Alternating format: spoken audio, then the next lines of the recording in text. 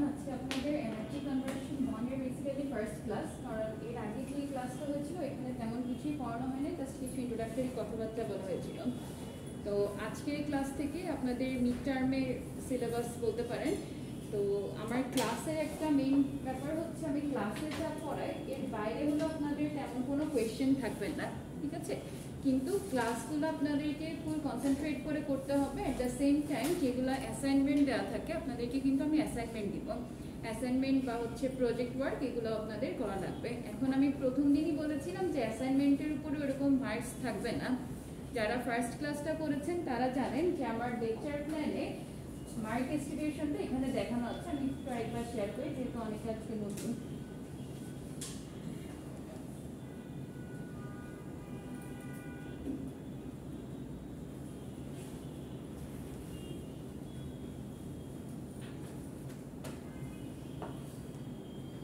ওকে, এর আগের দিন যেটা ডিসকাস করেছিলাম ওর সাথে একটু চেঞ্জ আনতে হয়েছে, কারণ ক্লাস টেস্টে আমাদেরকে একটা পার্সেন্টেজ রাখতে হবে, ঠিক আছে? সো আপনাদের ক্লাস অ্যাটেন্ডেন্স যেটা অ্যাটেন্ডেন্সে থাকবে হলো 5%। এটা শুধুমাত্র ক্লাসে আসলাম আর গেলাম এটা না, আপনাদের ক্লাস অ্যাটেন্ডেন্সের মার্কিংটা করা হবে ক্লাস পারফরম্যান্সের উপর বেস করে, ঠিক আছে? আমি এই যে যেটা আজকে পড়াবো নেক্সট ক্লাসে ধরেন আপনাদেরকে কিছু কোয়েশ্চেন করবো, যারা অ্যান্সার করতে পারবে তাদেরকে আমি স্টার মার্ক দিয়ে রাখি, এটার উপর বেস করে পরবর্তীতে আপনাদের মার্কিং করা হয়। ক্লাস টেস্টে থাকবে হচ্ছে 5%, প্রজেক্টে থাকবে 10%। এখন আজকে যারা এসেছেন তাদেরকে একটা ইনফরমেশন একটু বলে রাখি যে প্রজেক্ট যেটা প্রজেক্ট ওয়ার্কটা হবে আপনাদের টোটালি গ্রুপে, ঠিক আছে? কিন্তু এখানে আপনারা বেশি সংখ্যক মেম্বার রাখতে পারবেন না, হাইয়েস্ট হচ্ছে ম্যাক্সিমাম আপনি 3 জন মেম্বার একটা গ্রুপে রাখতে পারবেন, ঠিক আছে? So minimum 1, maximum 3। মিনিমাম 1 এর কারণেই বললাম কারণ আমার প্রিভিয়াস যে কোর্সগুলো আমি নিয়েছিলাম সেমিস্টারে ওনারা হচ্ছে অনেকেই গ্রুপ করতে পারে না, তখন এসে বলে যে আমরা একা একা প্রজেক্ট করব। সো এটা আমি অ্যালাউ করি, বাট একটা জিনিস আপনাদেরকে এনশিওর করতে হবে যে একা করলেও একটা কমপ্লিট প্রজেক্ট আমাকে সাবমিট করতে হবে। এট দ্য সেম টাইম এখানে হচ্ছে আপনাদের প্রজেক্টের উপরে একটা প্রেজেন্টেশনও দেওয়া লাগবে। ওই প্রেজেন্টেশনটা আপনি যদি গ্রুপ ফর্ম করে থাকেন তাহলে গ্রুপে দিবেন, অথবা যদি গ্রুপ না করেন সেক্ষেত্রে ইন্ডিভিজুয়ালি আপনাকে প্রেজেন্ট করতে হবে, ওকে? আর এই যে 3 জন মেম্বারের যে গ্রুপটা আপনারা করবেন সেটা কিন্তু ফুল সেমিস্টার আপনাকে ওভাবেই চলতে হবে, সুতরাং খুব বুঝে শুনে গ্রুপ করবেন। মাঝখানে এসে যদি চেঞ্জ করতে চান সেটার কোনো সুযোগ থাকবে না, বুঝে গেল? আর মিড টার্ম ফাইনাল এখানে হচ্ছে কোনো ফ্যাকাল্টি কোনো চেঞ্জ আনতে পারেন না, এখানে মিড টার্মে হচ্ছে আপনাদের 30% থাকবে এবং ফাইনালে হলো 40%। এখন এই যে 30 আর 40 যেটা এইখানে আমি একটা অ্যাসাইনমেন্ট অনেক সময় দিয়ে থাকি। ধরেন আপনি ক্লাসে খুব ভালো পারফর্ম করেন, ক্লাস হচ্ছে ডেইলি ক্লাসেও আসেন, আপনার অ্যাটেন্ডেন্স ভালো, সবকিছুই ঠিক আছে। ইন কেস যদি আপনার মিড টার্ম বা ফাইনাল কোনোটা খারাপ হয়ে যায় ওইটাকে ইমপ্রুভ করার জন্য আমি তখন তাকে অ্যাসাইনমেন্ট সাবমিট করতে বলি, কিন্তু যাদের অ্যাটেন্ডেন্স থাকবে না তাদেরকে আমি এই সুযোগটা দিব না, ঠিক আছে? এজন্য আমার ক্লাসে বা আমার কোর্সের জন্য অ্যাটেন্ডেন্সটা ম্যান্ডেটরি। আর আপনারা যেহেতু রেগুলার ব্যাচের স্টুডেন্ট সুতরাং এরকম জবে আছেন এমন কি কেউ আছেন 1-2 জন বাদে? জবে থাকলেও ট্রাই করবেন হচ্ছে ক্লাসগুলোকে অ্যাটলিস্ট অ্যাটেন্ড করার জন্য। আর যখন এই যে এক্সামগুলো হবে অর্থাৎ এই যে ক্লাস টেস্ট হয় বা হলো প্রজেক্টের প্রেজেন্টেশন এগুলো অবশ্যই অ্যাটেন্ড করবেন। আর এখানে আলাদা একটা অপশন দেওয়া আছে, এখানে প্রেজেন্টেশনে আপনাদের মার্কিং করা হলো 10%, রাইট? বলেন তো এই 10% আবার কিসে? লাস্ট সেমিস্টারে আপনারা প্রেজেন্টেশন দিয়েছিলেন ভিডিও রেকর্ড করে, এটা রেকর্ডিং করে আপনাদের হলো ফেসবুক গ্রুপে আপলোড করতে হবে, এটার উপরে 10%। এখন এই টপিকটা নরমালি হচ্ছে আমি কারোর উপরে চাপিয়ে দেই না, মানে আপনাদেরকে এটাতে একটা ফ্রিডম দেওয়া থাকে যে যেই কোর্স আমি যখন নেই ওই কোর্স রিলেভেন্ট যে কোনো টপিক আপনারা প্রেজেন্ট করতে পারবেন। যেমন আমি হচ্ছে আপনাদের এবার নিব কি energy conversion 1, right? So energy conversion 1 এ হলো আপনাদের basically transformer, induction motor, generator এগুলো নিয়ে পড়ালেখা করতে হবে। তো আপনারা চাইলে হচ্ছে এগুলোর থেকে যে কোনো একটা টপিক চুজ করে ধরেন ট্রান্সফরমার টেস্টিং, অথবা হচ্ছে আপনার অনলোড কন্ডিশনে কি কাজ করে, ওপেন সার্কিট টেস্ট আছে, বিভিন্ন ধরনের টেস্টিং, শর্ট সার্কিট আছে, এগুলো আপনারা যে কোনো একটা টপিক চুজ করে প্রেজেন্ট করতে পারবেন। তো সবসময় আমি যেটা সাজেস্ট করি এই প্রেজেন্টেশনের টপিকটা এমন ভাবে চুজ করবেন যেই টপিকটা আপনি আইদার ক্লাসে হচ্ছে ভালো বুঝতে পারছেন না অথবা ক্লাসে বুঝে যাচ্ছেন কিন্তু পরে বাসায় যেয়ে আর মনে রাখতে পারছেন না বা এক্সামে ভুল করছেন, এই টাইপের একটা টপিক চুজ করবেন। কারণটা কি? কারণ হচ্ছে আমি যখন ক্লাস টেস্ট নিব আপনাদের নিজেদের ল্যাকিংসটা আপনারা নিজেরাই ধরতে পারবেন।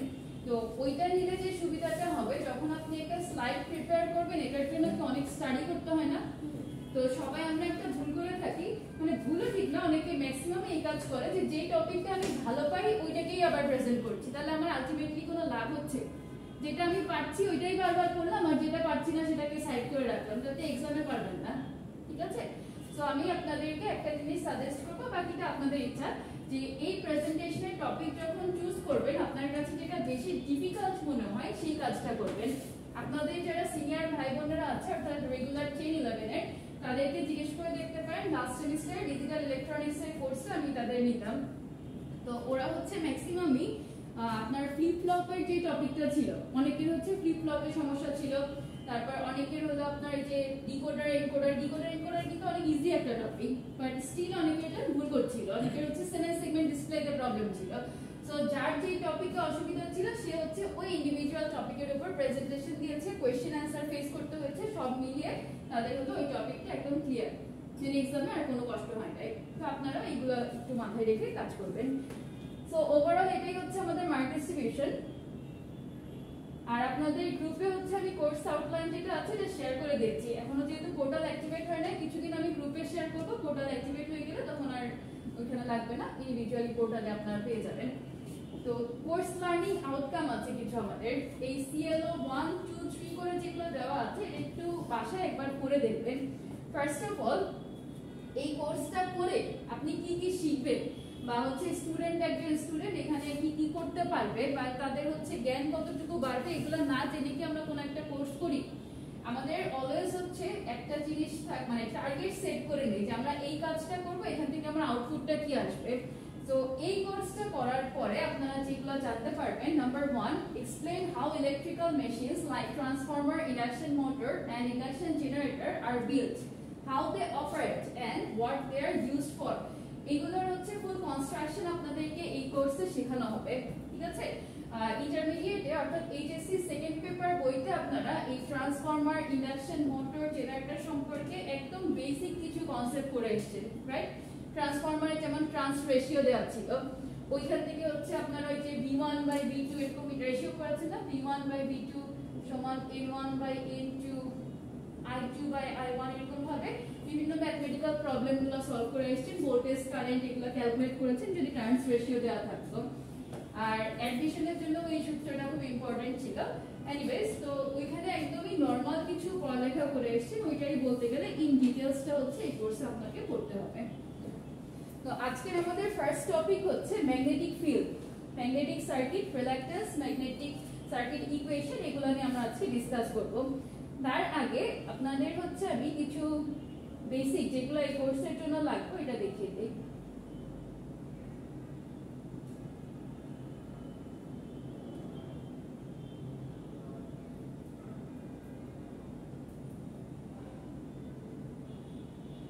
আচ্ছা, এত ডিটেইলসে যাওয়ার আগে আমি আপনাদেরকে ছোট ছোট কিছু কোশ্চেন করব। বলেন তো কারেন্ট কি? ফ্লো অফ ইলেকট্রন, অথবা আমরা বলতে পারি movement of electrons, right? So এই যে কারেন্টটা কিভাবে তৈরি হয় বা এটা কিভাবে আসছে, কখনো চিন্তা করে দেখছেন? আমরা হচ্ছে কোশ্চেন করে দিলে ইন্টারমিডিয়েট লেভেল থেকে বলে আসছি যে ফ্লো অফ ইলেকট্রন, অথবা হচ্ছে যে ইকুয়েশন আপনারা পড়েছিলেন না dq/dt দিয়ে কিছু সমীকরণ শিখে এসেছিলেন, বাট এটার বেসিকটা কি কে বলতে পারবেন? কারেন্টটা ফ্লো করে কিভাবে?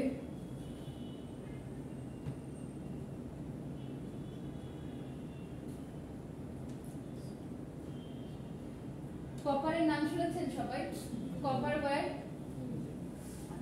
কপারের অ্যাটমিক নাম্বার কত? 29। ইলেকট্রনিক কনফিগারেশনটা কারোর মনে আছে?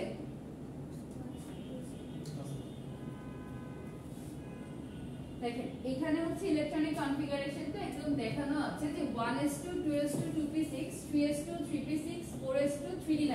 বলেন তো এটা কি স্টেবল কন্ডিশনাল ইলেকট্রনিক কনফিগারেশন? না। কারণ হচ্ছে আমরা জানি যে ডি যে মানে ডি অরবিটালটা থাকে এখানে আইদার 5টা অথবা হচ্ছে 10টা ইলেকট্রন থাকলে এটা হলো আপনার স্টেবিলিটি অর্জন করে, রাইট? সো এখানে হচ্ছে আমার ডি তে আছে কয়টা ইলেকট্রন? 9টা ইলেকট্রন। এটাকে যদি স্টেবল কন্ডিশনে আমি পাঠাতে চাই সেক্ষেত্রে আমার এখানে একটা ইলেকট্রনের ঘাটতি আছে, রাইট? তাহলে ওই ইলেকট্রনটা কোথা থেকে আসবে? এই যে 4s2 তে যে দুইটা ইলেকট্রন আছে দুই স্পিনে, ওইখান থেকে আমার একটা ইলেকট্রন এখানে চলে আসবে, রাইট? আচ্ছা, এই যে আমাদের যে তারগুলোতে কপার কেন ইউজ করা হয়, মানে আমরা কপার ওয়্যারটাই কেন ব্যবহার করে থাকি? কন্ডাক্টিভিটিটা ভালো দেখে, রাইট? আর যখন ধরেন এরকম একটা কপার ওয়্যারের সাথে আমরা একটা ব্যাটারি কানেক্ট করলাম, যদি কপার ওয়্যারের সাথে আমরা একটা ব্যাটারি কানেক্ট করি তাহলে কি হবে?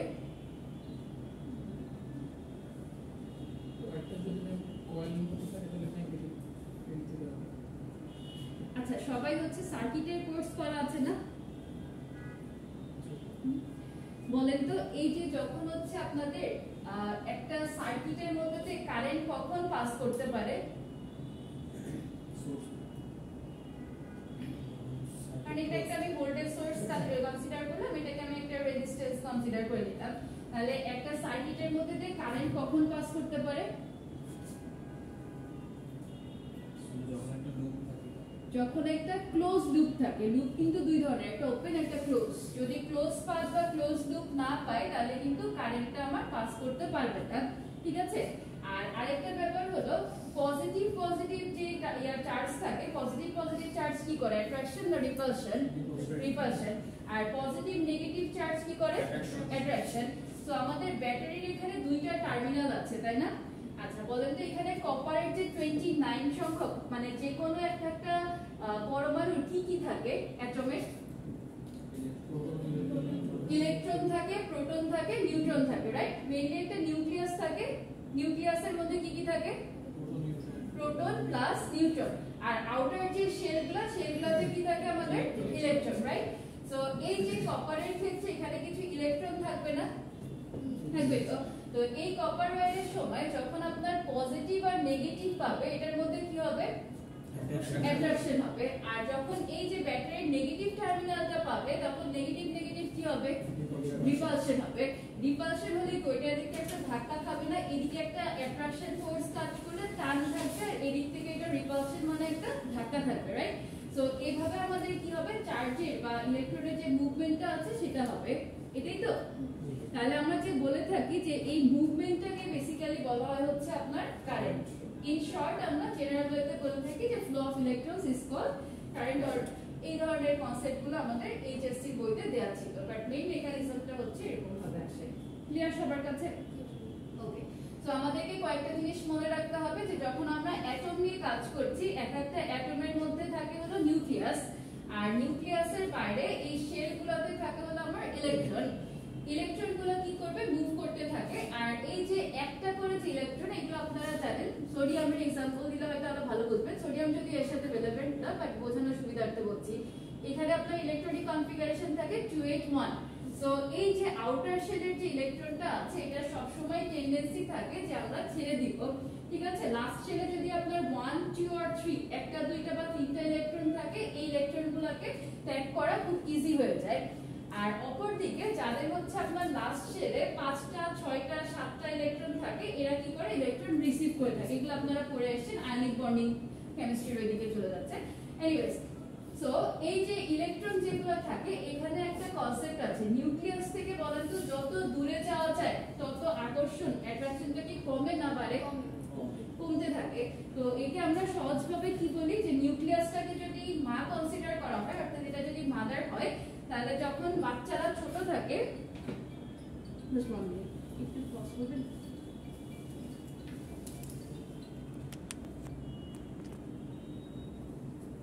এখন বলেন তো এই যে কারেন্টে এটা কয় ডিরেকশনে হয়? দুই ডিরেকশনে। একটা হচ্ছে আমাদের এসি কারেন্ট আর ডিসি কারেন্ট। ডিসির ক্ষেত্রে কোন ডিরেকশন? Unidirectional, right? যে একদিকে ফ্লো করে। আর এসির সময়টা কি হয়? ডিরেকশনটা চেঞ্জ করে, রাইট?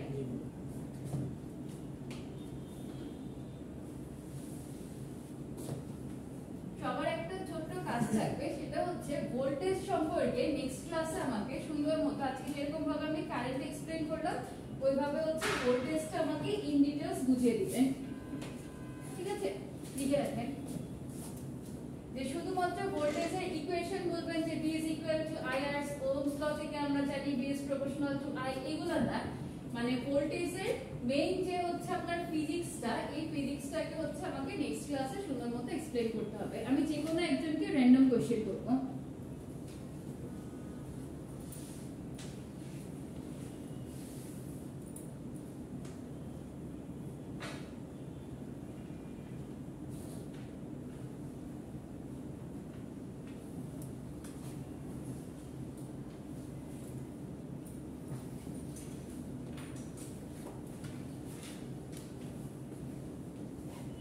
এনার্জির ক্ষেত্রে একটা ল আছে, সবাই কি জানেন যে এনার্জি যেটা হচ্ছে এটা তৈরিও করা যায় না বা ধ্বংসও করা যায় না, জাস্ট একটা থেকে আরেকটা ফর্মে ট্রান্সফার করা যায়। neither be created nor be destroyed, only we can transfer one energy from another, right? So potential energy যেটা আছে, potential energy কে আমরা চাইলে কাইনেটিক এনার্জিতে ট্রান্সফার করতে পারি বা ভাইস ভার্সা করা যায়। বিভিন্ন ধরনের ট্রান্সমিশন গুলো সম্পর্কে আমরা এখন একটু আপনাদেরকে দেখাবো। Fleming's left hand rule, right hand rule, এগুলো কি সবার মনে আছে? আচ্ছা, খেয়াল না থাকলে অসুবিধা নেই, সবই আজকে ডিসকাস করব ইনশাআল্লাহ।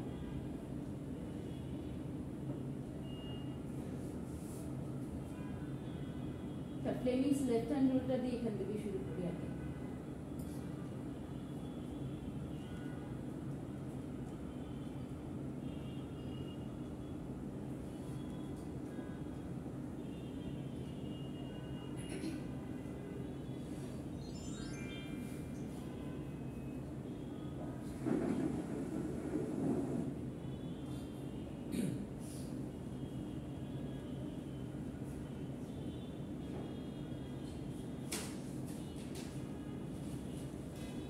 ফ্লেমিংস লেফট হ্যান্ড রুলের ফার্স্ট অফ অল আপনাদেরকে থিওরিটা একটু দেখে নে, এরপরে হচ্ছে অ্যানিমেটেড ভিডিওটা দেখালে আপনাদের রিলেট করতে ইজি হবে। সবাই এই ছবিটা একটু খাতায় এঁকে রাখেন যে ফ্লেমিংস লেফট হ্যান্ড রুল যখন হয় তখন হচ্ছে আমাদের পজিশনগুলোকে আঙুলে এভাবে রাখতে হবে। ঠিক আছে, সো ফার্স্ট অফ অল এই থাম্ব যেটা আছে এটা আমাদের ইন্ডিকেট করে মোশন, এই সাইডের ফিঙ্গারটা ম্যাগনেটিক ফিল্ড আর এদিকে এটা হচ্ছে আমাদেরকে কারেন্ট মানে রিপ্রেজেন্ট করে। So what is Fleming's left hand rule? When a current carrying conductor is placed in an external magnetic field, the conductor experiences a force perpendicular to both the field and the current flows the direction. Fleming's left hand rule is used to find direction to the force acting on the current carrying conductor placed in a magnetic field. এখানে যে লাইনটা লেখা আছে এই লাইনটা যতক্ষণ পর্যন্ত না আপনাদের কনসেপ্ট ক্লিয়ার হবে মাথায় থাকবে না। শুধুমাত্র খাতায় লেখার জন্য আপাতত এই দুইটা লাইন লিখেন, এরপরে আমি এটা বুঝিয়ে দিচ্ছি। ফ্লেমিংস লেফট হ্যান্ড রুলটা লিখবেন, এট দ্য সেম টাইম ডায়াগ্রামটা ড্র করেন।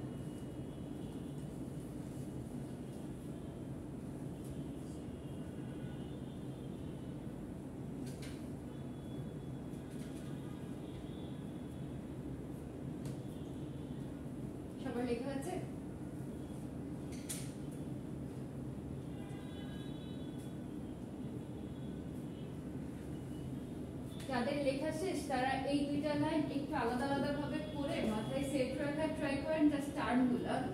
When a current carrying conductor is placed in an external magnetic field, কয়েকটা ওয়ার্ড মার্ক করেন। একটা হচ্ছে current carrying conductor, next হলো external magnetic field. The conductor experiences a force perpendicular to both the field and the current flow's direction. Fleming's left-hand rule is used to find the direction of the force acting on the current carrying conductor placed in a magnetic field. তাহলে last লাইনে কয়েকটা word mark করবেন, সেটা হচ্ছে find the direction of the force, আর এটা হলো current carrying conductor placed in a magnetic field.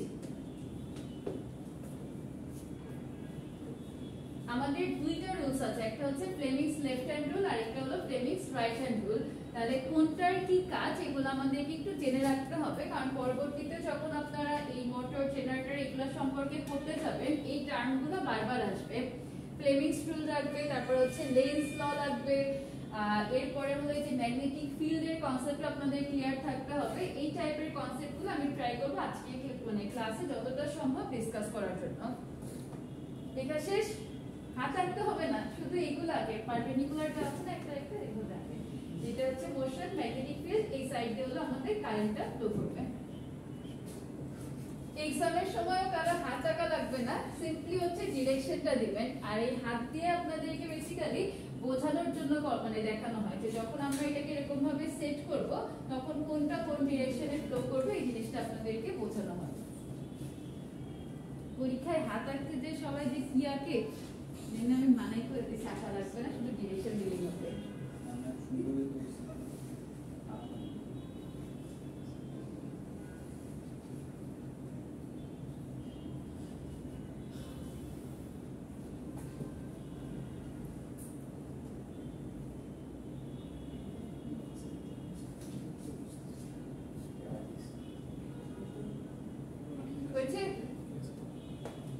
এখন এই যে অ্যানিমেটেড ভিডিওটা ছিল এটা আপনাদেরকে দেখাবো।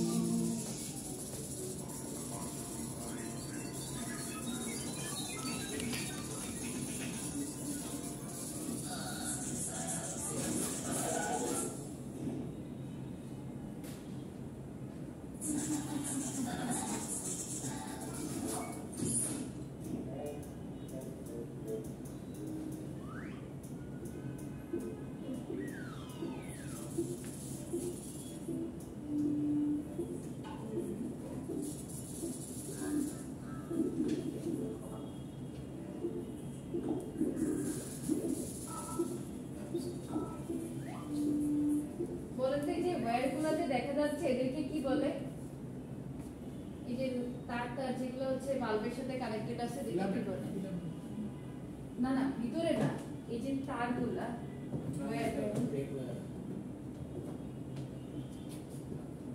আপনাদেরকে যে সূত্রটা লিখালাম ওর সাথে মিলা একটু বলার ট্রাই করেন। তো একদম শুরুতে দেখালো না যে একটা তার হচ্ছে আপনার এরকম ভাবে ধরলো, তারপর ওইটা হচ্ছে আপনার মানে ইয়া করে স্পার্ক করে করার পরে হচ্ছে এখানে আসে, তাহলে এই ওয়্যারগুলোকে কি বলে? ম্যাগনেটিক ফিল্ড বলে, current carrying conductor. Very good. এগুলো হলো আপনাদের যে লেখাটা আছে লেখার সাথে একটু রিলেট করার ট্রাই করেন, ওই জন্য দুইবার পড়ে নিতে বলেছিলাম।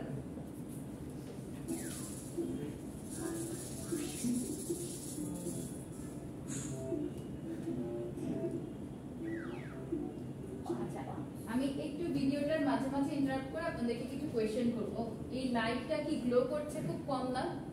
তাহলে এখন কারেন্ট ক্যারিং কন্ডাক্টর আমাদের আছে বাট লাইটটা গ্লো করছে খুব কমই, তাহলে কি করলে এখানে হচ্ছে আপনার এই গ্লোনেসটা বাড়বে বা ব্রাইটনেস বাড়াবে কিভাবে?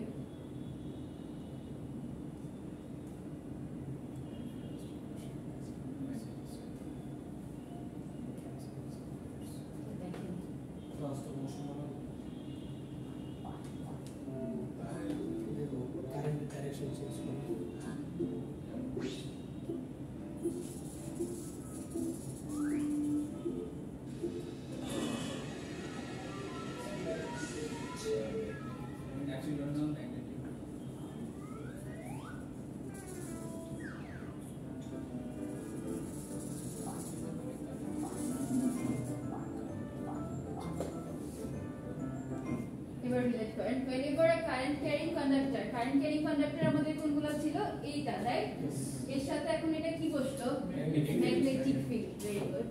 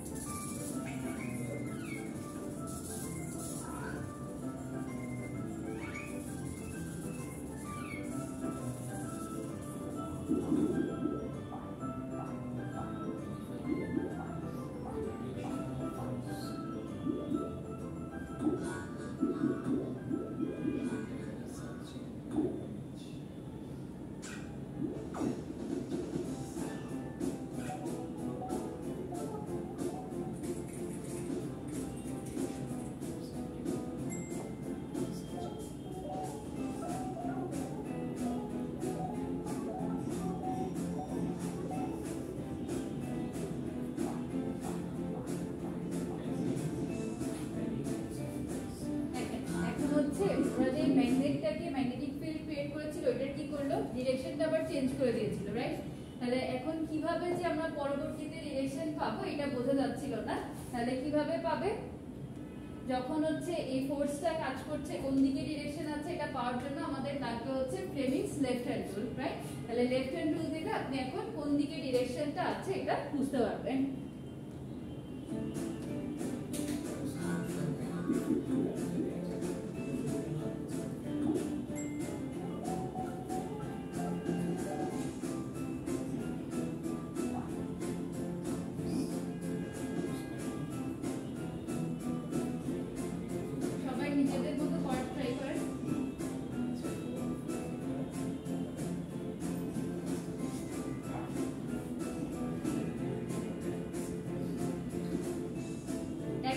পারপেন্ডিকুলার থাকবে।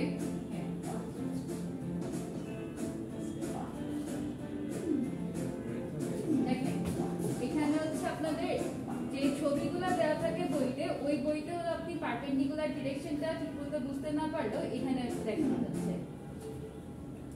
এই দুইটা আঙ্গুল কি আছে পরস্পর হচ্ছে 90 ডিগ্রি, রাইট? আবার এই সাইডের এই দুইটা হচ্ছে আমাদের 90 ডিগ্রি। তাহলে যে কন্ডিশনগুলো ছিল একটা কি জাস্টিফাই করছে যে আমাদের থাম্ব, ফোর ফিঙ্গার আর মিডল ফিঙ্গার যেগুলো আছে লেফট হ্যান্ডের এমন ভাবে রাখতে হবে যে যাতে হলো একে অপরের সাথে পারপেন্ডিকুলারই থাকে। ওকে,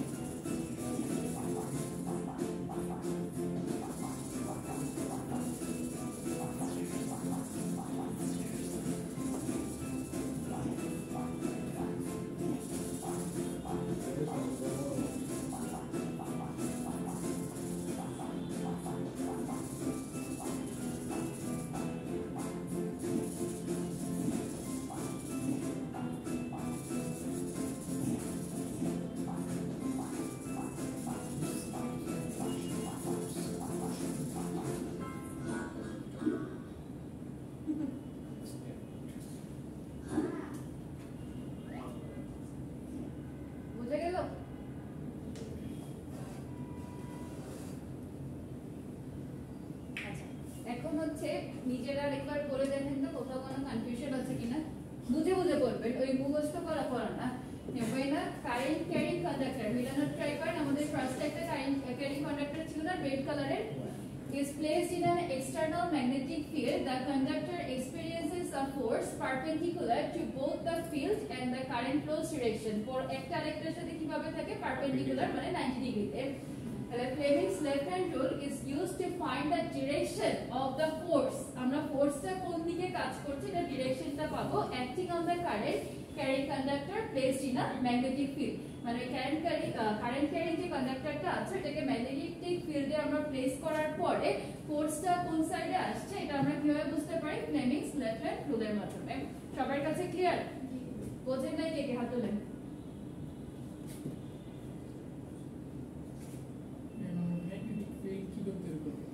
ম্যাগনেটিক ফিল্ডটা হচ্ছে আমাদের যে ইয়াগুলো থাকে না ম্যাগনেটের কিরকম থাকে দুইটা পোল আছে একটা হচ্ছে নর্থ পোল আর একটা সাউথ পোল রাইট। তো এটা নিয়ে আমি আপনাদেরকে একটা অ্যানিমেটেড ভিডিও একটু পরে দেখাবো যে এই সাইড থেকে আপনার যে এরকম ভাবে ম্যাগনেটিক ফিল্ডগুলো কিভাবে জেনারেট হয় যখন হচ্ছে আপনি নর্থ আর সাউথ এই দুইটা খানে কেন হচ্ছে ইন্টেন্সিটিটা বেশি থাকে সবকিছু ডিটেইলসে পাবেন।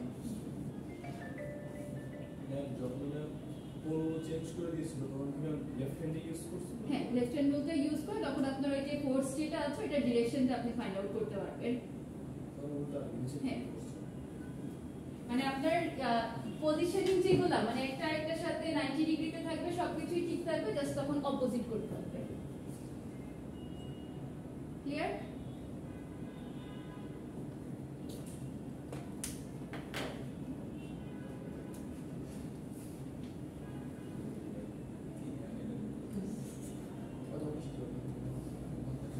ওকে যেহেতু আপনাদের ম্যাগনেটিক ফিল্ড নিয়ে একটু কনফিউশন অ্যারাইজ হয়েছে আমি ফার্স্টে এটা ক্লিয়ার করি দেন বাকি টপিকগুলো আবার কথা বলবো। Our topic for today is magnetic field.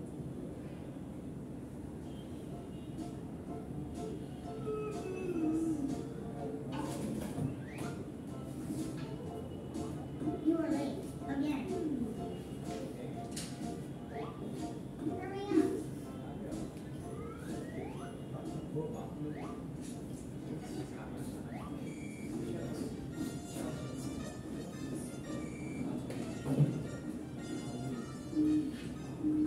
Something is wrong. The region surrounding a magnet in which the force of a magnet can be experienced is called its magnetic field.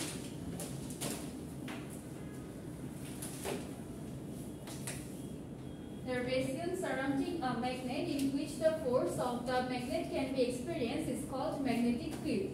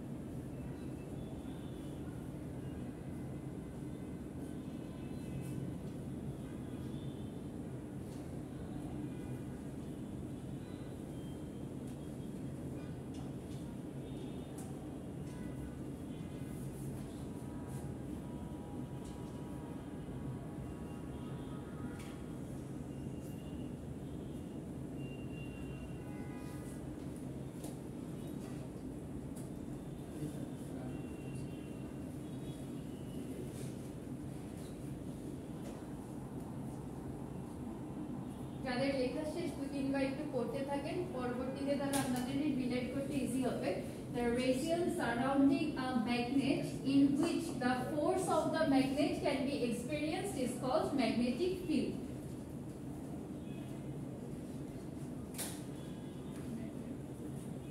সবার লেখা আছে?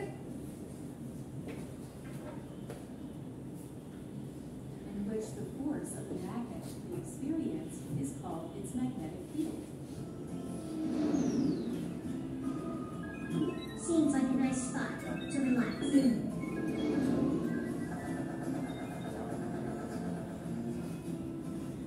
তো এসে বিপদে পড়ে যাবে। We must be careful. Run!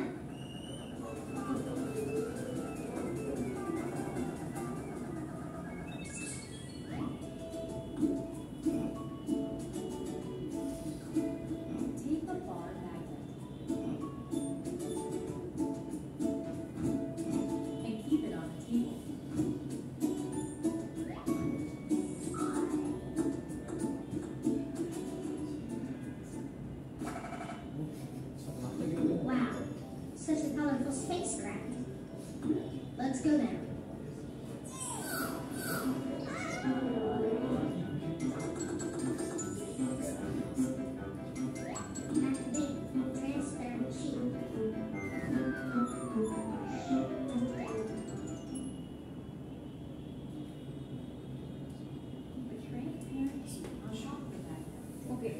এই পয়েন্টগুলো সবাই খাতায় নোট করেন। In order to view a magnetic field, number 1, we have to take a bar magnet and keep it on a table. Number 2, keep a transparent sheet on the top of the magnet. তাহলে এখন যেহেতু ওর air স্পেসের মধ্যে চলে আসতে গেছে, ও কি করেছে, একটা ট্রান্সপারেন্ট শীট ক্রিয়েট করেছে, রাইট? করার পরে কি হবে এটা আপনাদেরকে দেখাচ্ছি। তার আগে হচ্ছে এই দুইটা পয়েন্ট লিখে রাখেন, খুব ইম্পর্টেন্ট। টু ভিউ আ ম্যাগনেটিক ফিল্ড,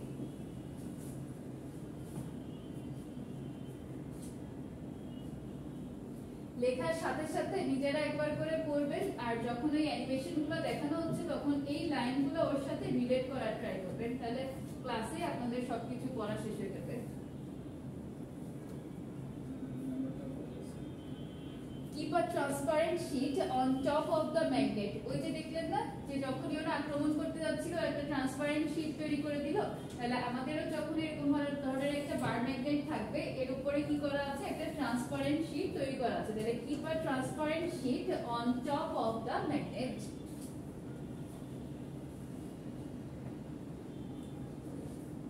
লেখা আছে সবার?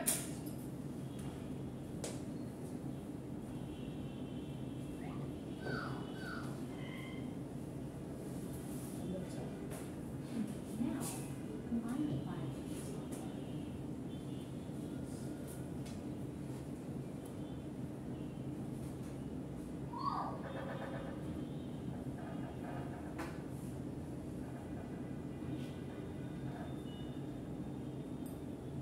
And sprinkle them on the paper.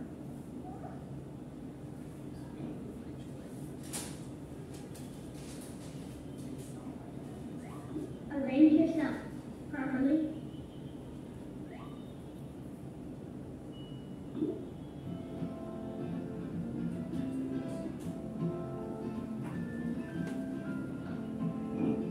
The eye আচ্ছা, আপনারা পুরোটা আগে একবার দেখে নেন, এরপরে লিখেন। filings will start arranging in a definite pattern around the magnet. This pattern is called a magnetic field. The lines along which the iron filings arrange are called magnetic field lines.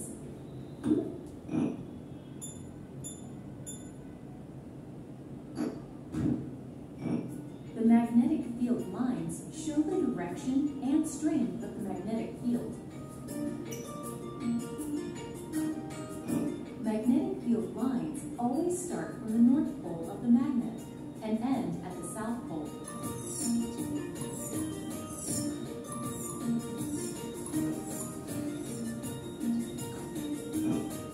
Inside the magnet, their direction is from the south pole to the north pole.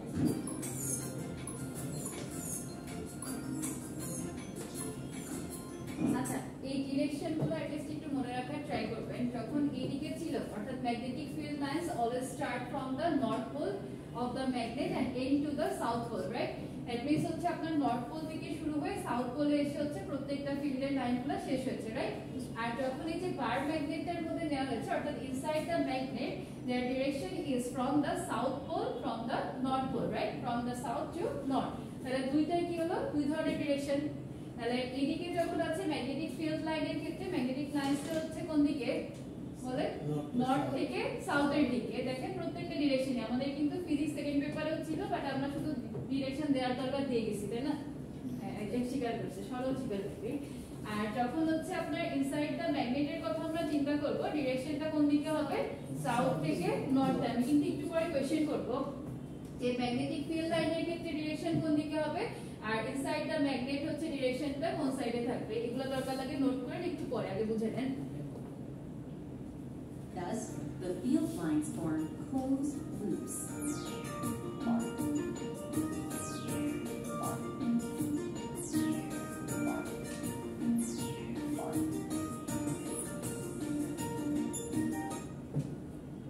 একটা জিনিস খেয়াল করেছেন সবাই, অ্যানিমেশনটা যখন দেখাবে খেয়াল করেন যে আমাদের এটা যেহেতু সাউথ থেকে নর্থ, নর্থ থেকে সাউথের দিকে, আরেকটা হচ্ছে সাউথ টু নর্থে।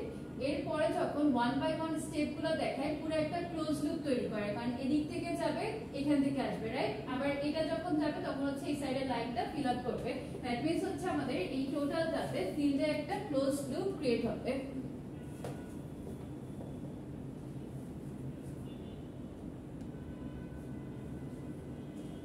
এখন অ্যাটমের যে কনসেপ্টগুলো অ্যাটমের কনসেপ্টের সাথে একটু মেলানোর ট্রাই করেন। আমরা যখন আপনাদেরকে ক্লাসে একদম শুরুতে বুঝিয়েছিলাম যে নিউক্লিয়াসের যত কাছাকাছি থাকে এদের মধ্যে কি হয়, অ্যাট্রাকশনটা বেশি থাকে। নিউক্লিয়াস থেকে যত দূরে যেতে থাকে তত হচ্ছে অ্যাট্রাকশন ফোর্সটা কমতে থাকে।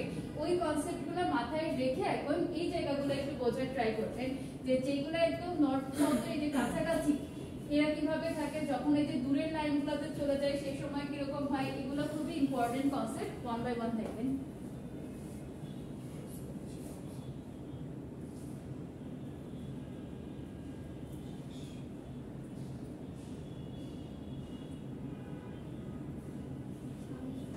ক্যান্সার দেখা যাবে না। কি হচ্ছে? ক্যান্সার দেখা যাবে না। Therefore, we can see more iron filings sticking at the poles.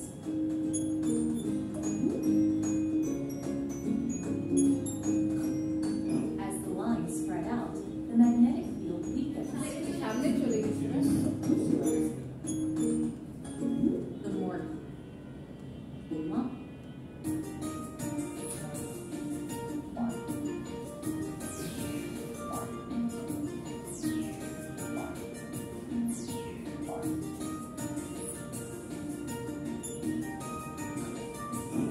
Field lines never cross or intersect each other.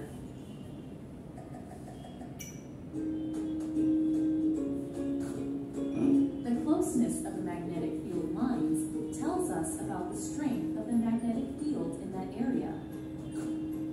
The more closely packed lines indicate a stronger magnetic field.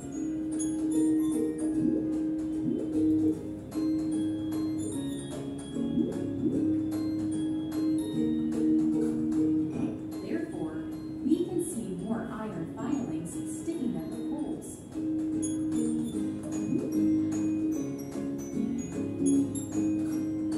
As the lines spread out, the magnetic field weakens.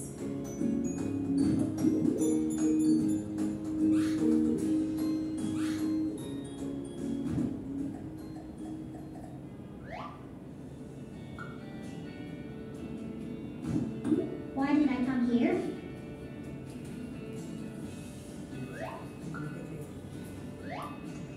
That was the best time of my life. New and an amazing experience. Yes, I miss my friends.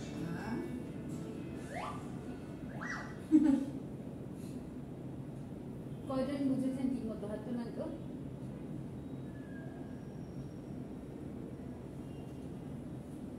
বুঝতে পারছেন? বুঝে তাই? আচ্ছা, তাহলে আমি এবার হচ্ছে pause দিয়ে স্টেপ বাই স্টেপ ডিসকাস করি।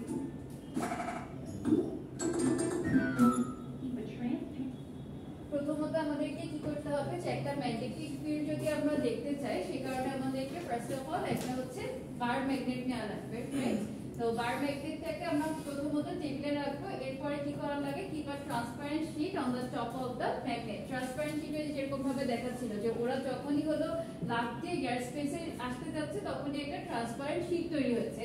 দ্যাট মিন্স যদি ওটাকে আমরা রিয়েল লাইফের এখানে একটু কম্পেয়ার করি যে যখনই এর সাথে হচ্ছে বাকিগুলো মানে অ্যাট্রাক্ট করতে যাচ্ছে তখনই হচ্ছে চারপাশ দিয়ে আমাদের একটা শিল্ড বলি না, আমরা অনেকটা ওই টাইপের থাকবে, অর্থাৎ একটা ট্রান্সপারেন্ট শীট রাখতে হবে এই ম্যাগনেটের উপরে।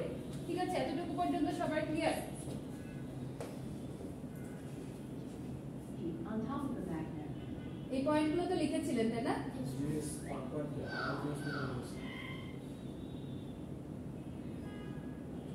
Now, with some iron filing.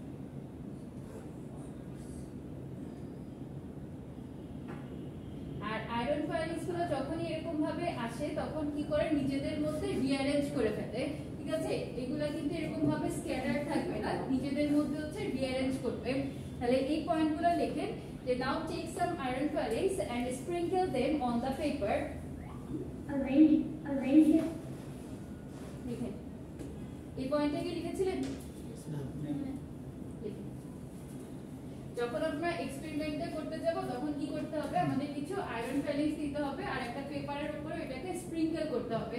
করার পরে ওরা নিজেদের মধ্যে হচ্ছে আবার রিঅ্যারেঞ্জ করে পজিশনগুলোকে ঠিক করবে। ওকে,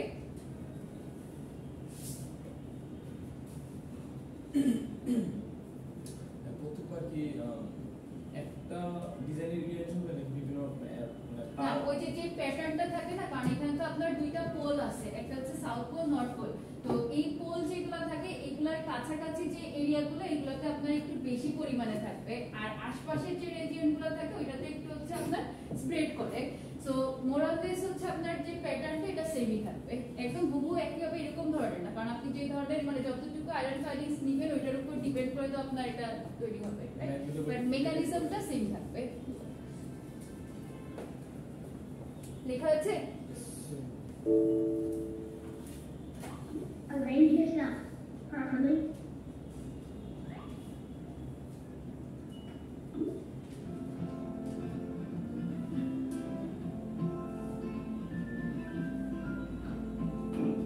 The iron filings will start arranging in a definite pattern around the magnet.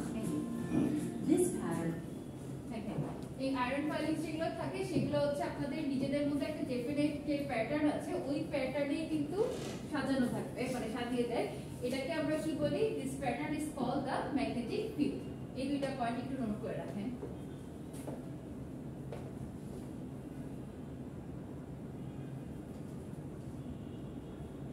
এই নোটটা রাখতে পারেন যে in reality the iron filings will arrange immediately after getting sprinkles, মানে যখনই আপনি একটা কাগজে কেটে এটা এক্সপেরিমেন্ট করতে চান স্প্রিঙ্কল করার সাথে সাথে ইমিডিয়েটলি হচ্ছে এটা আপনার নিজেদের রিঅ্যারেঞ্জ করে নেয়।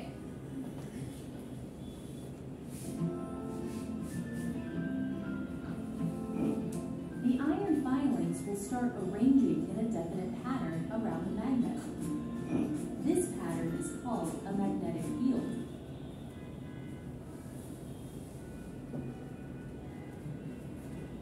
আপনি লিখছেন না?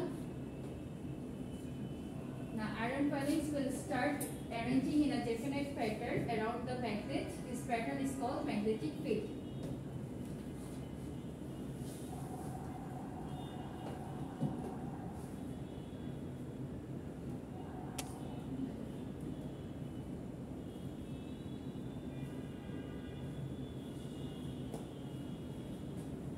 এই প্যাটার্নটাকে কিন্তু আমাদের এই যে বইতে সরাসরি যে একটা দাগ দিয়ে আঁকা থাকে, দেওয়ার পরে হচ্ছে যেরকম ভাবে ডিরেকশন গুলো দেওয়া, আর এই মাঝের যে পোর্শনের যেটা দেখানো অ্যানিমেশন ওইটা হচ্ছে বইতে ওইভাবে দেখানো সম্ভব হয় না, তো 3D ভিউ গুলো ওই জন্য হচ্ছে আপনাদের ওইটা ওইভাবে দেখানো থাকে না।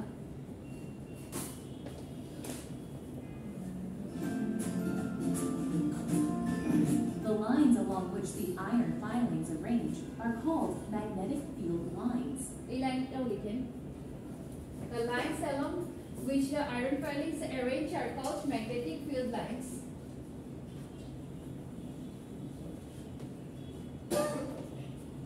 মেইনলি হলো আপনাদের স্টেপগুলো মনে রাখতে হবে, যে একটা কাগজের উপরে আমরা ইনিশিয়ালি হচ্ছে একটা বায়ার ম্যাগনেট রাখলাম বা একটা টেবিলের উপরে, এর পাশে কি হচ্ছে একটা শিট তৈরি করা থাকে, দেন হচ্ছে আমরা যখন এই আয়রন ফাইলিংস গুলো রাখবো ওরা নিজেদের মধ্যে রিঅ্যারেঞ্জ করে নেয়, রাইট? এর পরবর্তীতে হচ্ছে আমাদের এক কিছু কনসেপ্ট এখান থেকে কাজে লাগে, যে what is magnetic field, what is magnetic field lines, এই কনসেপ্টগুলো জাস্ট হচ্ছে একটু মনে রাখতে হবে। এগুলো মেমোরাইজ করার কিছু নাই, শুধু কনসেপ্ট বুঝে মাথায় রাখতে পারলেই চলবে।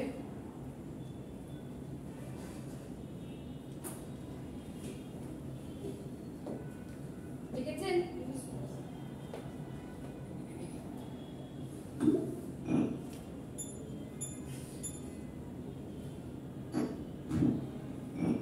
The magnetic field lines show the direction and strength of the magnetic field. Magnetic field lines always start from the north pole of the magnet and end at the south pole.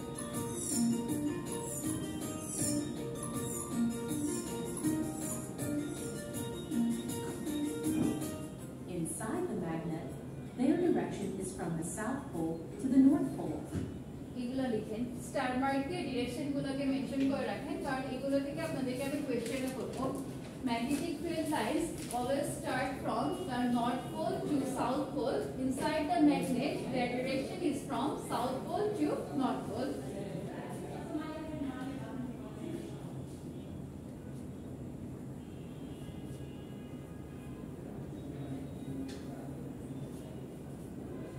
যাদের এই যে magnetic field নিয়ে confusion ছিল আশা করি clear হয়ে যাবে, শুধুমাত্র এই কনসেপ্টগুলোকে একটু মাথায় রাখতে হবে আমাদের, ঠিক আছে? আপনি কি বুঝতে পারছেন ম্যাগনেটিক ফিল্ডের কনসেপ্টটা এখন? আর এটা কিন্তু আজকের ক্লাসের জন্যই শেষ না, সামনের দিকে যত আগাবো তত হচ্ছে এই কনসেপ্টগুলো আপনাদের লাগবে কাজে।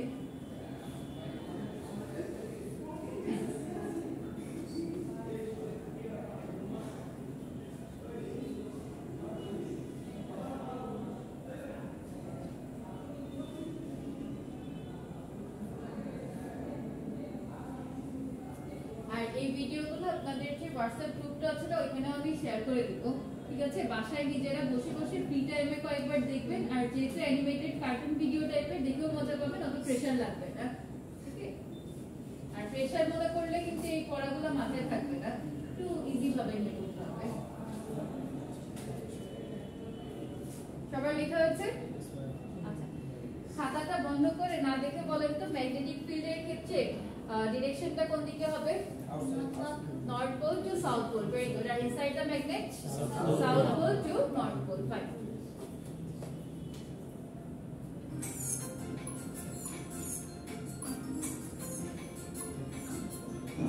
Thus, the field lines form closed loops. আমাদের তো সবকিছুতেই ক্লোজ লুপ দরকার, রাইট? সার্কিটের ক্ষেত্রে আপনারা জানেন যে যদি লুপটা ক্লোজ না হয় তাহলে কারেন্ট ফ্লো করবে না।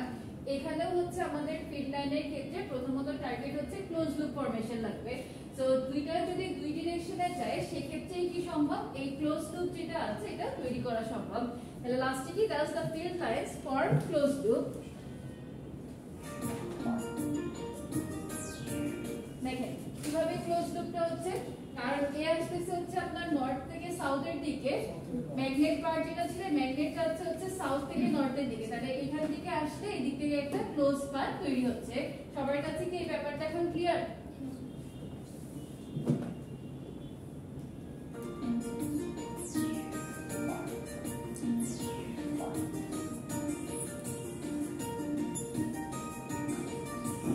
Field lines never cross or intersect each other. এটা মোস্ট ইম্পর্টেন্ট একটা পয়েন্ট, কারণ এদের যে রিঅ্যারেঞ্জমেন্টটা মানে নিজেদের মধ্যে দেওয়া ছিল না যে ওরা হচ্ছে দেওয়ার পরপরই নিজেদের মধ্যে একটা রিঅ্যারেঞ্জ করে, রাইট? আর এমন ভাবে রিঅ্যারেঞ্জ করা থাকে যে কোনোটা কাউকে ক্রসও করবে না, ইন্টারসেক্টও করবে না, ঠিক আছে? কারণ দেখেন এই লাইনগুলো যেভাবে হচ্ছে ডিস্ট্রিবিউট করা আছে বা যে ডিরেকশনে ওরা ফ্লো করছে, ইন্টারসেক্ট করার কি কোনো ওয়ে আছে? ইন্টারসেক্ট করার কিন্তু কোনো ওয়ে নাই, কারণ যার যার মতো শেষে, যেমন এই লাইনের কথা আমি যদি চিন্তা করি, এই সাইড থেকে আসবে নর্থ টু সাউথে, তারপরে আবার হচ্ছে সাউথ টু নর্থে চলে যাবে, পরের লাইনও সেম ভাবে হচ্ছে আপনার ডিরেকশন মেইনটেইন করবে। সো এখানে কখনো কোনো লাইন কেউ কাউকে ক্রসও করবে না, আবার হচ্ছে ইন্টারসেক্টও করবে না। ওকে, সো এই কনসেপ্টগুলো আপনাদেরকে মনে রাখতে হবে, ভাইবার জন্য খুব important. First of all, magnetic field lines always start from the north pole of the magnet and aim to the south pole. Inside the magnet, their direction is from south to north. Last হচ্ছে কি, thus the field lines form a closed loop, and একদম finally field lines never cross or intersect each other. Clear?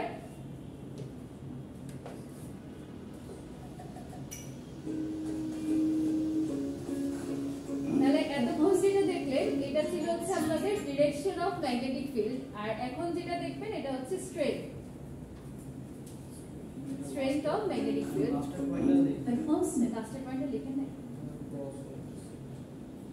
Field lines never cross or intersect each other.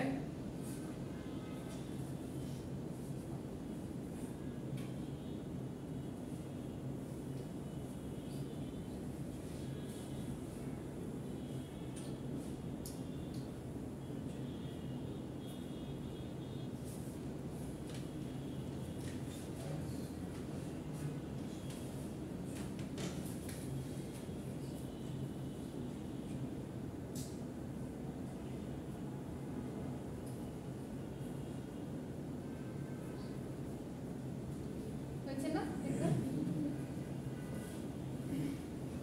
never cross or intersect each other.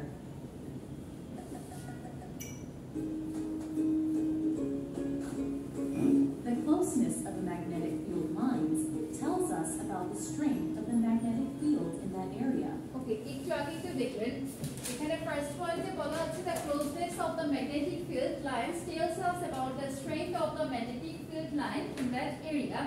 তো এই জায়গাটাতে ছবি দেখে আমাকে বলেন তো কোথায় হচ্ছে আপনার স্ট্রেংথ বেশি থাকবে, কোথায় একটু কম থাকবে? Very good. নর্থ পোল আর সাউথ পোলের এই পজিশনগুলোতে বেশি থাকবে, দূরের গুলোতে হচ্ছে কম্পারেটিভলি কম থাকবে। Fine. The more closely packed lines indicate a stronger magnetic field.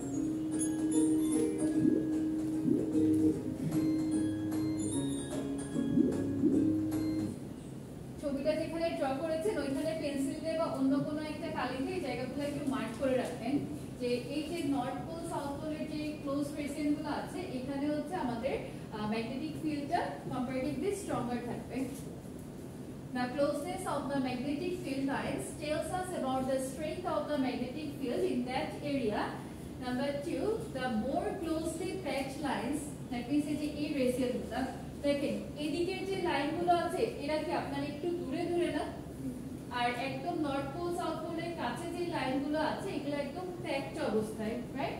So the more closely packed lines indicate a stronger magnetic field.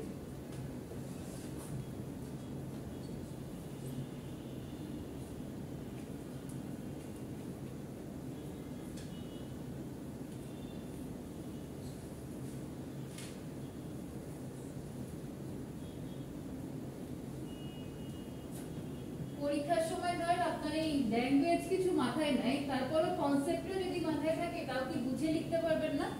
আর এখান থেকে হচ্ছে আপনাদেরকে যে ওয়ার্ডগুলো আমি মার্ক করতে বললাম ওই ওয়ার্ডগুলো হচ্ছে বলা যাবে না, ওগুলো মাথায় রাখতে হবে। যেমন এই যে ম্যাগনেটিক ফিল্ড টার্মটা, এরপরে হচ্ছে যে আমরা যেমন Fleming's left hand rule right hand রুলের ক্ষেত্রে দেখবো কিছু স্পেসিফিক টার্ম আছে যেমন ফোর্স, কারেন্ট, এগুলো কোনটা কোন ডিরেকশনে যাচ্ছে, এই জিনিসগুলো মোরাললেস আপনাকে অলওয়েজ হচ্ছে খেয়াল রাখতে হবে। সাথে করে এই কনসেপ্টগুলো অ্যানিমেশন দেখানোর উদ্দেশ্য একটাই, যাতে হলো আপনি এই লাইনটা ভুলে গেলেও মেইন থিমটা আপনার মনে থাকে। ক্লিয়ার? এই পর্যন্ত কারো কোনো কোয়েশ্চেন আছে? সবাই কি বুঝতে পারছেন?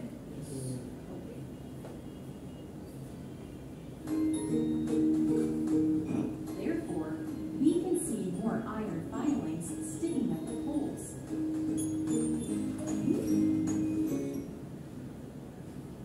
We can see more iron filings sticking at the pole.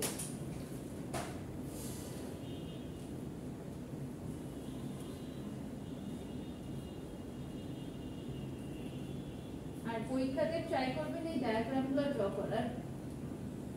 খুব সুন্দর হতে হবে এরকম না, কনসেপ্ট ঠিক রেখে ডায়াগ্রামগুলো ড্র করবেন। অনেকে না এগুলো বসে বসে স্কেচ করে, হ্যাঁ ওই কাজ করতে চান না, লিখে শেষ করতে পারবেন না। আপনার এখানে হচ্ছে কত সুন্দর ড্রয়িং করছেন ওর উপরে কোনো মার্কিং থাকবে না, যদি হলো আপনার যেটা লিখেছেন ওর সাথে হচ্ছে ছবিটা মিল থাকে তাহলে নাম্বার পেয়ে যাবেন।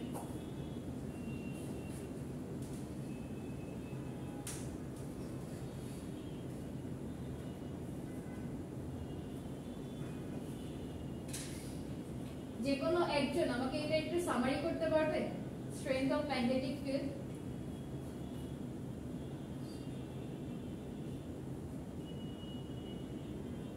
বাংলায় বলেন, সমস্যা নেই, নিজে যেটা বুঝেছেন ওটা বললেই চলবে, একদম এর মতো ভাষা হতে হবে এরকম না। বলেন তো। ম্যাগনেটিক লাইনের ঘনত্ব যেখানে বেশি থাকে সেখানে ম্যাগনেটিক ফিল্ডটা স্ট্রং। আচ্ছা আমরা এখানে না ঘনত্ব টার্মটা আনবো না, কারণ ওই ডেনসিটি কিন্তু এক জিনিস আর আপনার ক্লোজনেস আরেক জিনিস। এটা যেটা হচ্ছে এটা হলো আপনার ক্লোজনেসের কারণে বেসিক্যালি অ্যাট্রাকশনটা কাজ করে। আচ্ছা ওই সমস্যা নেই। নেক্সট আর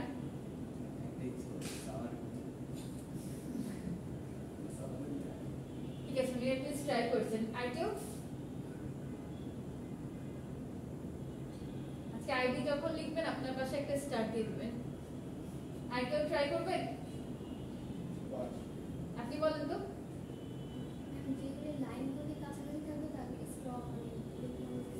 ম্যাগনেটিক ফিল্ড লাইনের যেগুলো কাছাকাছি থাকবে সেখানে হচ্ছে স্ট্রেন বেশি থাকবে। Okay next.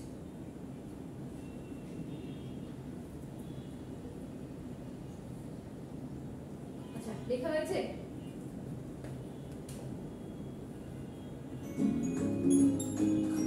সবাই কি বুঝতে পারছেন? বলতে পারবেন না এরকম নাকি বোঝেনি? নাই কোনটা? হ্যাঁ প্রথমটা। As the lines spread out, the magnetic field weakens. এই যে আমরা যখনই হচ্ছে এই লাইনগুলো স্প্রেড করে তখন কি হয় গ্র্যাজুয়ালি ম্যাগনেটিক ফিল্ড যেটা আছে এটা দুর্বল হতে থাকে তাহলে লাস্টের এই পয়েন্টটা লিখে রাখেন যে as the lines spread out the magnetic field weakens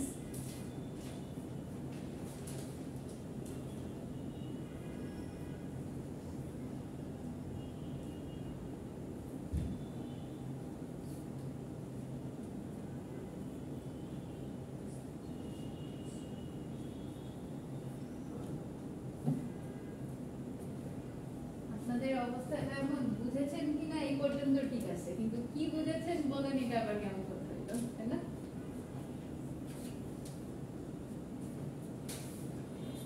ওকে আজকের ক্লাসে না বললেও নেক্সট ক্লাসে কিন্তু আমি এগুলো জিজ্ঞেস করব বুঝতে পারছেন যেমন এই যে ম্যাগনেটিক ফিল্ডের ক্ষেত্রে স্ট্রেন সম্পর্কে বা ডিরেকশন নিয়ে Fleming's rule left hand rules নিয়ে এরপরে হচ্ছে আপনাদেরকে তো একটা স্টাডি করতেই বললাম ভোল্টেজ সম্পর্কে কারেন্ট নিয়ে সবকিছু কিন্তু আমি প্রথম 5 to 10 মিনিটস আপনাদের থেকে রিভিউ নিব এরপর আমি ক্লাস শুরু করব আর এখন যদি কেউ 5-10 মিনিট মনে করেন পরে আসবেন যে 5-10 মিনিট রিভিউ নিয়ে নেক আমি তারপরে ক্লাসে আসবো এটাতে কোনো লাভ হবে না কারণ আমি রিভিউ হচ্ছে নট ম্যান্ডেটরি যে ক্লাসের শুরুতেই এই মাঝেও দেই দেখা হচ্ছে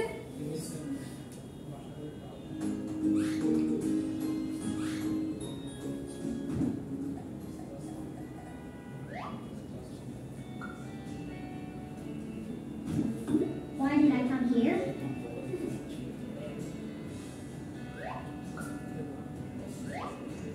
That was the best time of my life.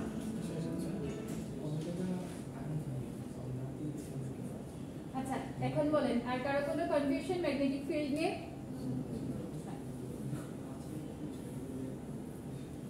হ্যাঁ আইটি স্টাডি করে ইনশাআল্লাহ কোশ্চেন ছিল কোনো ছিল বড় কথা বলেন কি বুঝতে পারছেন না নাকি প্রথমে কি ও হলো আয়রন ফাইটিং তো নাতি করে কি বলনা এটা তো বলবো আচ্ছা ওকে Links to one and all watching this video.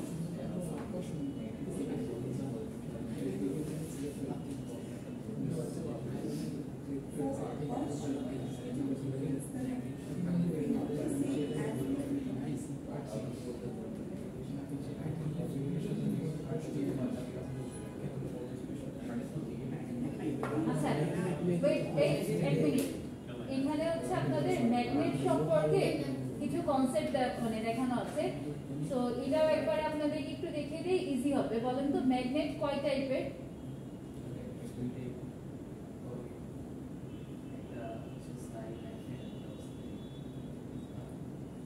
একটা টেম্পোরারি একটা পার্মানেন্ট টেম্পোরারি কথা বলছেন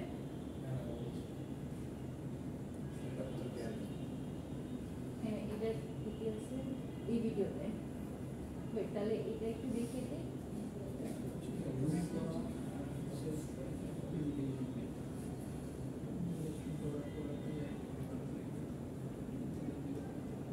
সবাই এই তিনটা পয়েন্ট আগে লিখেন টেম্পোরারি ম্যাগনেট পার্মানেন্ট ম্যাগনেট ইলেক্ট্রোম্যাগনেট যে ট্রাই করছেন একজন হচ্ছে সেকেন্ড বেঞ্চ থেকে বসে আপনি এই দুইটা নাম বলেছেন ফার্স্ট বেঞ্চ থেকে এটা বলছেন তো পরীক্ষার সময় তো আর কম্বাইন করে লিখতে পারবেন না সবাইকে নিজেদের মনে রাখতে হবে আর আগে থেকেই বলে রাখি বাই দ্য ওয়ে আজকে যেহেতু ফার্স্ট ক্লাস প্রথম থেকে আপনাদেরকে একটা রিকোয়েস্ট করব সেটা হচ্ছে আমার কোর্সে কখনো আপনারা হয়তো কিছু লিখে দেন না আমি জানি রেগুলার ব্যাচ এ কাজ করে না পরে হচ্ছে ইভিনিং ব্যাচ তো একটা রিকোয়েস্ট হলো কোনো কিছু কেউ লিখে আনবেন না ঠিক আছে এক্সাম টাইমে মিড টার্ম ফাইনালে হ্যাঁ আমি ডিরেক্ট ওয়ার্ডটা ইউজ করতে যাচ্ছিলাম না কারণটা হলো ধরেন আপনি একটা কিছু লিখে আনছেন হ্যাঁ এনে আপনি এখান থেকে কত মার্কস পাবেন হাইয়েস্ট গেলে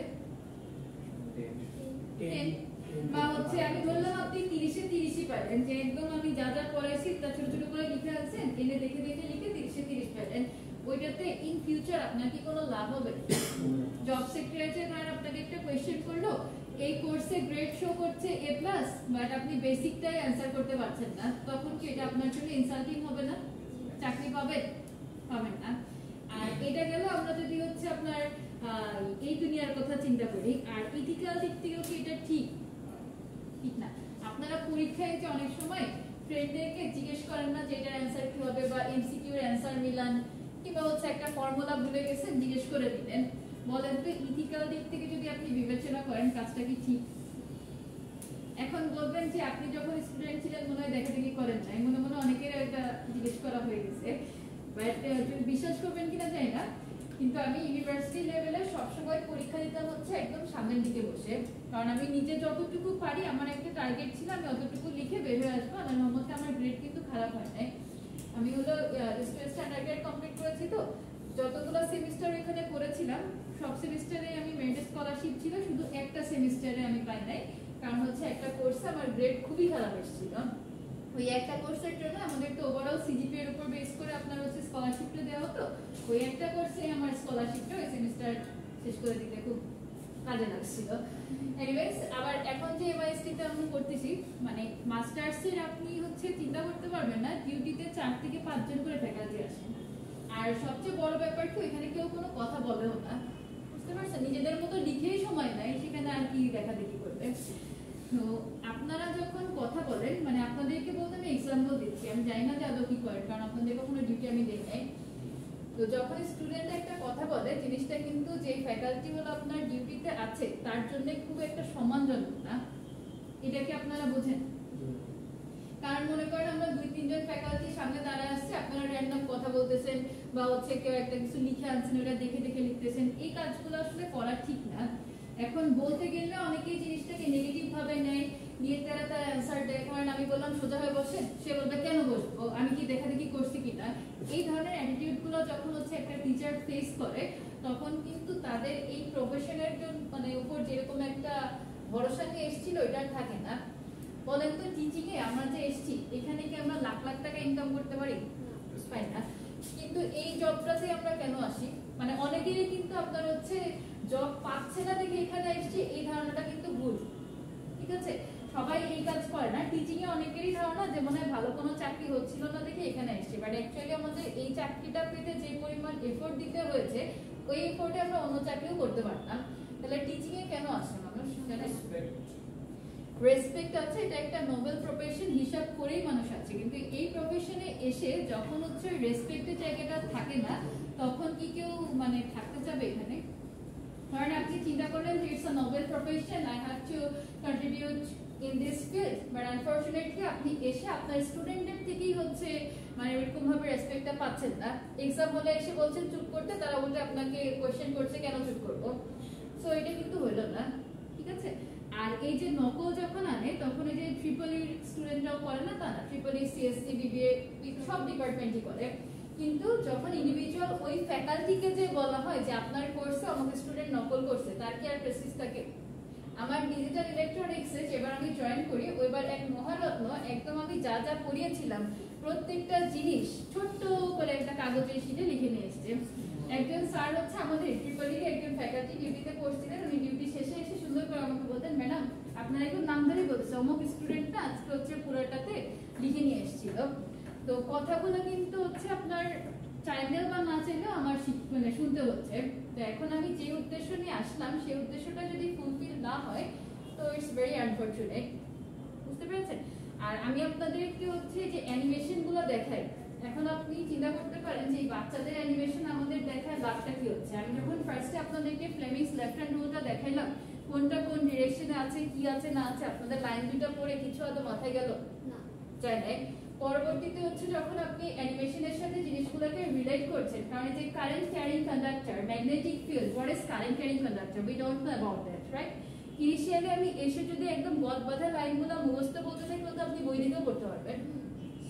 তারপরে এই যে ম্যাগনেটিক ফিল্ডের কনসেপ্টটা অনেকের ক্লিয়ার ছিল না, আমার কাছে কেন জানি মনে হচ্ছিল যে হয়তোবা ম্যাগনেটিক ফিল্ড সম্পর্কে আপনাদের ক্লিয়ার কনসেপ্ট নাও থাকতে পারে, কারণ ইন্টারমিডিয়েটে ম্যাক্সিমাম স্টুডেন্ট যে কাজটা করে এগুলোকে টার্ম ওয়াইজ মেমোরাইজ করে ফেলে। তো যার জন্য আমি ওইটা একটা জাস্ট ব্যাকআপ হিসেবে টিউটোরিয়াল লিখেছিলাম, যে যদি দেখি যে কেউ ওই কোয়েশ্চেনটা করলো, ম্যাগনেটিক ফিল্ড সম্পর্কে আইডিয়া ক্লিয়ার নাই, ইন দ্যাট কেস হচ্ছে আমি এই ভিডিওটা শো করবো। সো এরকম ভাবে আমাদের জিনিসগুলোকে প্ল্যানিং করে পড়াতে হয়। তো আমরা কিন্তু আমাদের দিক থেকে 100% এফোর্ট দিয়েই আপনাদেরকে শেখানোর চেষ্টা করছি। এখন আপনারা যদি না পড়েন, সেটা কিন্তু আমাদের দোষ না, ঠিক আছে? সো ট্রাই করবেন হচ্ছে ক্লাসগুলো কন্টিনিউ করা, ক্লাসের পরে ক্লাসেই পড়ে ফেলার, এক্সাম টাইমে কোনো কোর্সে একজন আরেকজনের সাথে কমিউনিকেট করবেন না। এখন ফ্রেন্ডকে যদি আপনার হেল্প করার ইচ্ছাই থাকে যে সে আমার বেস্ট ফ্রেন্ড, আমার তাকে হেল্প করতে হবে, ক্লাসে করেন বা হচ্ছে ক্লাসের বাইরে যখন আড্ডা দেন না, আড্ডা একটু কমায় এই কাজগুলো করেন। অ্যাসাইনমেন্ট সেই ফ্রেন্ডটাকে আমরা পছন্দ করি যে লিখে অ্যাসাইনমেন্টটা আমাদেরকে ছবি তুলে পাঠাই দেয়, রাইট?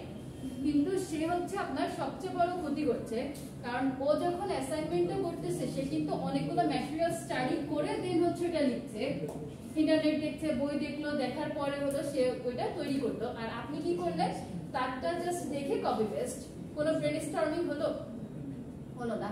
আগে যদি মানে ওয়ার্ডে করে থাকেন তাহলে তো পড়েও দেখেন না কি লিখেছিল, প্যারাফ্রেজ করা তো অনেক দূরের কথা। প্যারাফ্রেজিং করেন কয়জন, একটু হাত তোলেন তো। ধরেন বন্ধু একটা অ্যাসাইনমেন্ট দিল, এটাকে একটু পড়ে প্যারাফ্রেজ করে সাবমিট করেন, কয়জন করেন? তার মানে কি হচ্ছে, যদি ওয়ার্ডে আমাদের কোনো রিপোর্ট আমরা হাতে পেয়ে যাই, ডিরেক্ট কপি পেস্ট। যদি হচ্ছে কেউ লেখা অ্যাসাইনমেন্ট দেয়, খুব কষ্ট করে বন্ধুকে গালি দিয়ে যে লিখে কেন দিল না, দিয়ে একটু লিখে নেই আমরা হাতে। সো এটা হচ্ছে আপনার আলটিমেটলি কোনো কাজে আসবে না। ওই ফ্রেন্ডটাই আপনার হচ্ছে সবথেকে ভালো, যেগুলো আপনাকে বলবে যে আমি অ্যাসাইনমেন্টটা তোমাকে দিব না, কিন্তু আমি তোমাকে কনসেপ্টটা বোঝাই দিতে পারি। বুঝতে পেরেছেন? এখন আপনি কনসেপ্ট ওয়াইজ করা শুরু করলেন, আটকায় যাবেন, তার হেল্প নেন, ঠিক আছে? তো এইভাবে হচ্ছে জিনিসগুলোকে আপনাদেরকে এখন থেকে ঠিক করতে হবে, কারণ এই যে কনসেপ্ট যেগুলো আপনারা পড়ে যাচ্ছেন এগুলো কিন্তু জব ফিল্ডে কাজে লাগবে। যদি আপনি জবের ক্ষেত্রে চিন্তা করেন, বিসি সার্টিফিকেট কোর্স কি সবার করা আছে? বিসি সার্টিফিকেট করা নাই আপনার, নেই না?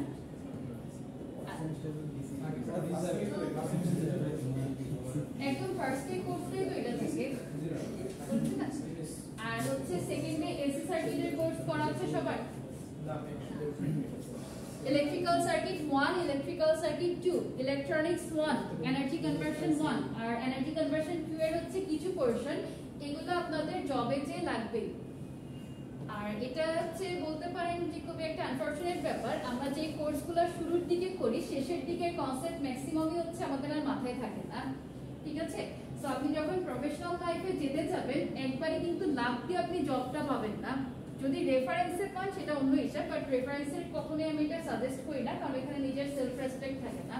কারণ আপনি যখনই রেফারেন্স নিয়ে একটা চাকরিতে ঢুকবেন তখনই হচ্ছে শুরুতেই সবাই আপনার সম্পর্কে একটা নেগেটিভ চিন্তা নিয়ে রাখবে, যেহেতু মাথায় কিছু নাই, আইদার হচ্ছে ফ্যামিলি মেম্বার কারোর জোরে বা অন্য কারোর রেফারেন্সে চাকরিটা পেয়েছে। কিন্তু যখন আপনি হচ্ছে নিজে স্টাডি করে এক্সাম দিয়ে প্রপার ওয়েতে যাবেন, সেখানে কিন্তু জয়েনিং থেকেই আপনার একটা রেসপেক্ট থাকবে, বুঝতে পারছেন? তো যখন হচ্ছে জব এক্সামগুলো দিতে যাবেন চাইলে একটু নোট রাখতে পারেন, কারণ এগুলো হলো পরবর্তীতে আপনাদের কাজে লাগবে। আমরা যে ভুলটা করতাম, আমরা নোট খাতাগুলো হয়তো বা জুনিয়রদেরকে দিয়ে দিতাম অনেক সময়, আপনারা এই ভুলগুলো করেন না, কারণ জুনিয়রদের থেকে তখন আর ব্যাক পাবেন না কোনো কিছু। আমরা ভালো বুঝে দিয়েছিলাম, বাট আমাদের নিজেদের দরকারের সময় আর এগুলো পাওয়া যায়, right? Electrical circuit 1, electrical circuit 2, electronics কোর্সটা কি করা হচ্ছে? ডায়োড, মসফেট, বিজেটি, তাহলে করবেন হয়তো বা। ওই ইলেকট্রনিক্স 1 এর আর এনার্জি কনভার্সন এগুলা থেকে হচ্ছে আপনার জবে একদম বেসিক কোয়েশ্চেন থাকবে। যেমন এই যে ইলেকট্রিক্যাল সার্কিট 1 যেহেতু অলরেডি করে ফেলেছেন, থেভেনিনস থিওরাম, নর্টনস থিওরাম করেছেন না, ওগুলা থেকে প্রশ্ন থাকে পরীক্ষায়। এরপরে হচ্ছে ওই যে ভোল্টেজ ডিভিশন, কারেন্ট ডিভিশন যেগুলো করছেন ওইগুলোতে ছোট ছোট এমসিকিউ পাবেন। তারপরে হচ্ছে আপনার যে সার্কিট 2 এর কোর্সটা করবেন, সার্কিট 2 এর কোর্সে বিভিন্ন ধরনের এই যে পাওয়ার সম্পর্ক করেছেন না, ওইগুলো যে ট্রান্সফরমারের এইখানেও কিন্তু কাজে লাগবে। অ্যাক্টিভ পাওয়ার, রিঅ্যাক্টিভ পাওয়ার, অ্যাপারেন্ট পাওয়ার মনে আছে? ওই টার্মগুলো হচ্ছে এই কোর্সেও আপনি ঘুরে ফিরে আবার পাবেন। আর এরপরে হলো আমাদের যত এসি সার্কিটের অ্যানালাইসিস আছে সবগুলো হচ্ছে আপনার জবের জন্য লাগে। আর এই কোর্স যেটা করছেন, এই কোর্সে ট্রান্সফরমারের ম্যাথ, তারপরে হচ্ছে মোটর, জেনারেটর সবকিছুই আপনার লাগবে। সো ট্রাই করবেন হচ্ছে ক্লাসে পড়াটা ক্লাসেই বুঝে নেওয়া, আর যদি কোনো কোয়েশ্চেন থাকে সেক্ষেত্রে হলো আমাকে জিজ্ঞেস করা। আচ্ছা, এখন ক্লাস হ্যাঁ অ্যাটেন্ডেন্সটা দেওয়া স্টার্ট করেন। তাহলে আপাতত আজকে ম্যাগনেটের যে ক্লাসিফিকেশন তিনটা আছে এগুলা লিখে রাখেন, আমি নেক্সট ক্লাসে এখান থেকে ইনশাআল্লাহ স্টার্ট করব।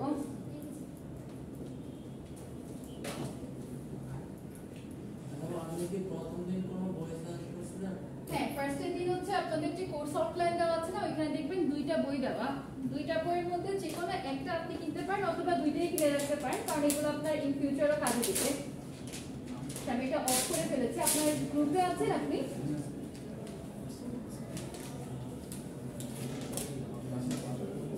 একটা বই দেওয়া হচ্ছে ইলেকট্রিক মেশিনারি ফান্ডামেন্টালস, আর নাম্বার 2 আর text book on electrical technology, দুইটা বই। এই দুইটা হচ্ছে আপনার যে পিডিএফ কপিটা লেকচার প্ল্যানের আমি গ্রুপে দিয়েছি, ওইখানে দেখেন একদম শেষের দিকে আছে, নাম্বার 4 পেজে পেয়ে যাবেন।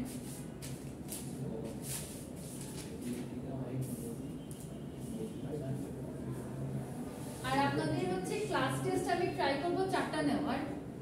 ওকে, 4টা নিয়ে হয়তো আমি বেস 2 নিব, নেওয়ার পর ওইটাকে হচ্ছে এভারেজ করে আপনাদেরকে গ্রেড করব।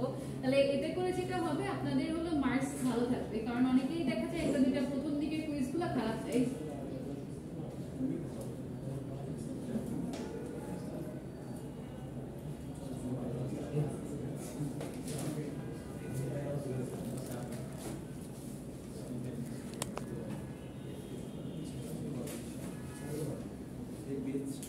একটু অ্যাটেন্ডেন্সটা কাইন্ডলি তাড়াতাড়ি দিয়ে দেন, স্যার চলে এসেছে। আজকে না রোজা রেখে কথা বলতে চাই, আমার কিছু কথা মনে হচ্ছে আর বের হচ্ছে না। আর ভিডিওগুলো আমি আপনাদেরকে হোয়াটসঅ্যাপ গ্রুপে দিয়ে দিব, সবাই এখান থেকে দেখবেন।